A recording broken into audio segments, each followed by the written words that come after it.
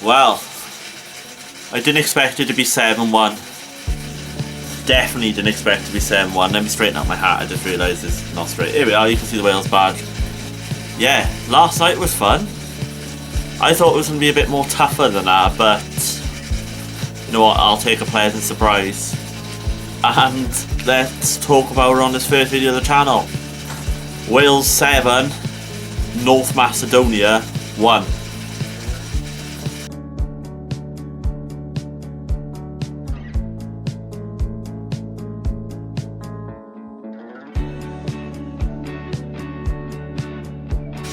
Hey, welcome to the channel. This is a brand new channel by me. I have got another channel which is not football related, so I decided to do a football channel because it's something I want to talk about, something I can do stuff on. I'll get into it at the end of the video what my plan is, but let's just talk about Wales and that impressive, really impressive victory against North Macedonia, which guaranteed us now a pot 2 in the World Cup playoff draw, which could potentially take us to the US, Mexico or Canada when it comes on for the World Cup draw. But my god, what a game that was. I didn't even expect Wales to play that well. I know Bellamy always talks about a great style of play, playing with identity, and we do have a bit of passing football, but in the midweek game last week against Liechtenstein, we did kind of have the ball, but we did struggle to get the ball up to the strikers. We had a lot of missed chances. We did have a goal disallowed, which I think was harsh. I don't think Mark Harris did a great job up front, but it was different. Wales went into it with a bit more aggression. They had a game plan, and it landed. It really landed massively. Went into the game without a lot of our star players. Ethan Ampadu, Connor Roberts is still out injured. Jordan James is suspended. Ben Davies, who's basically our captain when Ramsey is not fit, which is 90% of the time. We missed him. We thought we were going to. We really thought we were going to miss him. Kiefer Moore as well. But it's like Wales have just shown with how good that performance was that we don't necessarily worry too much. We can get the job done. I thought stand-up players for the was Brennan Johnson. That's probably the best I saw him in a Wales shirt so far. He really stepped up. David Brooks, Dan James, Harry Wilson was captain in that hat-trick, set that free kick as well. Then you have just a bit of unsung heroes like Josh Sheehan, Liam Cullen, who does get some slack, and I can admit I can probably give him some slack, but that's probably up there with the Iceland game as his best performance. And I would like to see Liam Cullen to have much better performances, and I think this is a start, because I think this is a big real confidence boost. And it's good seeing a lot of young players like Dylan Lawler get bled in, Ronan Capaccio, Isaac Davis comes on, Joel and Ruben Colwell on the bench. I know I'm naming Cardiff players, I'm a Cardiff fan, but Swansea have been great players for Welsh football as well, with a lot of players coming through. Liam Cullen's from the Swansea Academy, Ben Cabango, Connor Roberts. Welsh football have got a great talent pool coming through. It's just now nurturing, and I think I don't doubt Bellamy. When Bellamy had his doubts, I actually don't doubt him at all. But that is just proves that performance. I don't even know how to get into it. Some of the goals. Let's just talk about some of those goals. In the opening minutes, that you could see that Wales really wanted a hunt at this game. Really go for it, because those quick little is that the word? Flicks between, I think it was Wilson, Johnson, that led through to that bicycle kick from David Brooks that went over the bar. If Brooks let it drop a little bit, he could have easily scored that, but hindsight in 2020, we won 7-1. But you just felt like the way Wales were attacking, especially down our right hand side, Dan James going at the North Macedonian left back, you could see that he couldn't handle it, and he got booked quite early for bringing down Dan James. Him and Nico Williams as the overlaps, it was brilliant to watch. And then I think seeing David Brooks and Harry Wilson having a bit more of a free roam we didn't really play with recognised striker. I think they were integrating, and just seeing them just absolutely run riot on the defence, which obviously led to the penalty for the opening goal.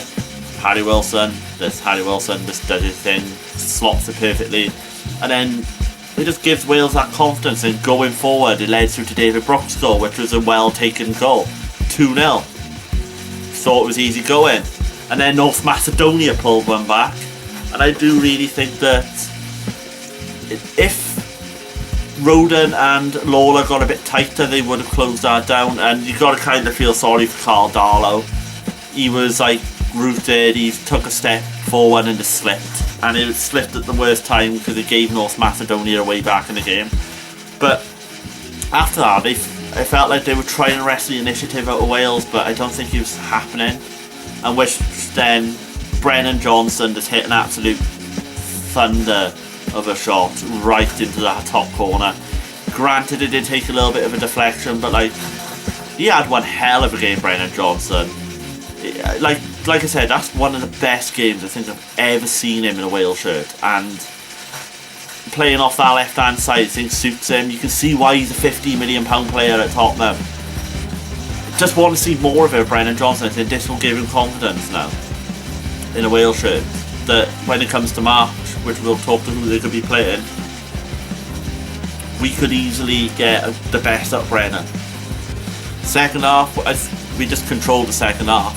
Like, I even forgot like some players were even on the pitch because they haven't really had a lot to do. And that's not being harsh to Jay De Silva. I forgot he was at left back. And that's not in a bad way. I forgot he was there because he literally had nothing to do. Like, he did play some good ball through towards Brennan Johnson on the wing. Like, that's the time when I only noticed he was there. Defensively, he had nothing to do. That left hand side he had covered. Like, it was hard work to be the right winger for North Macedonia. I think Jay De Silva played well, and it was that goal as well, Dan James's goal. Lovely little backheel flick from Harry Wilson, just putting a 10 out of 10 man of the match performance. And then he ends up getting a free kick. Harry Wilson, you could see when he was licking his lips that like that was going to fly into the top corner, which it did. What is that now? That is 5-1. It's hard keeping up with the goals. It's really hard keeping up because there's so many good goals and performances out there. I thought the subs as well when they came on. Isaac Davis, Roland Capacchio, Nathan Broadhead. I'm sorry if I can't remember any of the other subs. They all came on, did a job. Broadhead scored a goal as well. From the Sorba Thomas corner, flicked on by Isaac Davis. Davis got his first assist in the Wales shirt in his first appearance. That is good as well. He's doing well for Cardiff. I think he came on the wing, Isaac Davis, rather than up front. So I think Bellamy wants to use him the way Brian Barry Murphy uses him at Cardiff. And then you have the Harry Wilson completing his hat-trick with a penalty, and I think that just sums up the game. Wales just absolutely dominated from start to finish. Even when North Macedonia got the goal back, they calmed the game down. The game management was perfect from Bellamy. And like, that's the best we've seen Bellamy ball, and that's what Bellamy promised. And he said it's not even perfect. If that's what you promise and it's not perfect, what is perfection? I think a lot of results have hit us hard. The 2 Belgian defeats, the friendlies defeats to England and Canada, which kind of hurt our ranking position. But if Wales can play like that, we can beat a higher ranked team quite easily. Because I think we are 34th in the world on the FIFA World Rankings prior to the update, because our surely should boost us up a couple of places now.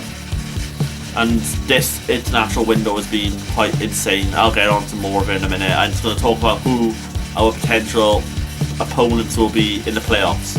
Apart from the Republic of Ireland, we have quite of a Balkan theme of a playoff. It's a good thing that our semi-final is at home in the Cardiff City Stadium, but we have Republic of Ireland, we have Kosovo, we have Albania, and we have Bosnia and Herzegovina.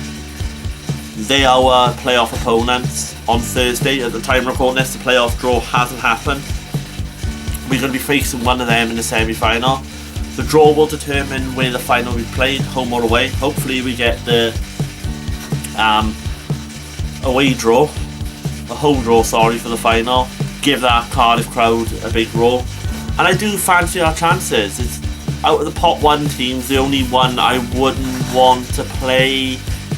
I can't even remember. I know I would probably avoid Italy, but if I have Italy, I'll be happy with it. It would probably be like Turkey. I'd be happy with Turkey. I wouldn't be too happy with Denmark, because Denmark feel like they always have a number over us. I've seen us play Denmark. They might not be the same teams they were a couple of years ago. They did bottle it against Scotland massively. Scotland were insane, like how good they were to get that game back, because they've just qualified for their first World Cup. I'd probably be happy with Ukraine, Turkey, and probably then say Italy, then Denmark, because I always think Denmark can get a number on us. But if we can get it in Cardiff, we can do something. I honestly think we can get to another World Cup. With performances like that, you get confidence. And I'm literally counting down to March, because there's been a great international window. Republic of Ireland, Troy-Parrott is absolutely destroying dreams, especially Saballs and Kirkes. I think they're just not happy with that. But yeah, back to club football. Here we go. Well, I'm a Cardiff City fan, by the way, so this is a little introduction. I'm Jack, I'm a Cardiff City fan, and this channel will be doing stuff like this. It is a second channel for me, so I'm going to be doing it a bit with my bigger projects on the main channel. I can upload more on here.